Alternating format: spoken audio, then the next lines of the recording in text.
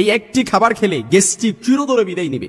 গ্যাস্ট্রিকের ঔষধ দিতে দিতে শেষ পর্যন্ত আলসার, ডাক্তাররা বলে যে আবার অপারেশন করো। কিন্তু আমি রাসূলের তিব্বে নববী থেকে, রাসূলের ডাক্তারি বই থেকে এমন একটি খাবারের কথা বলবো যে এই খাবারটি খেলে গ্যাস্ট্রিক চিরতরে একেবারে আজীবনের জন্য ভালো হয়ে যাবে। গ্যাস্ট্রিক কখনো আপনাকে অ্যাটাক করবে না।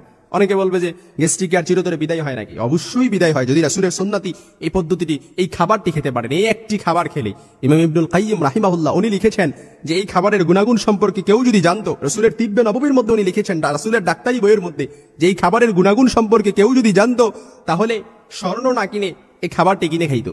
10টি বড় ধরনের রোগ থেকে হেফাজত করবে। এর 1 নাম্বার রোগই হচ্ছে ক্যান্সার থেকে আল্লাহ তাআলা আপনাকে দূরীভূত করবে। তারপর হজম শক্তি বৃদ্ধি করবে। তারপর শরীরের কোলেস্টেরল, ক্ষতিকর যে কোলেস্টেরল আছে এটা আপনাকে কমিয়ে দিবে।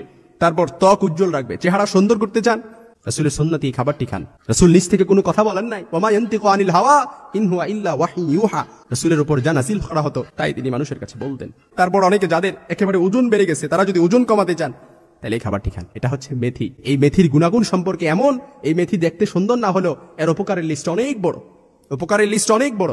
এই জন্য মেথি, ঘরোয়া উপাদানে যদি মেথি খেতে পারেন, এক টোটকাতেই আপনি অনেক রোগের সমাধান পেয়ে যাবেন।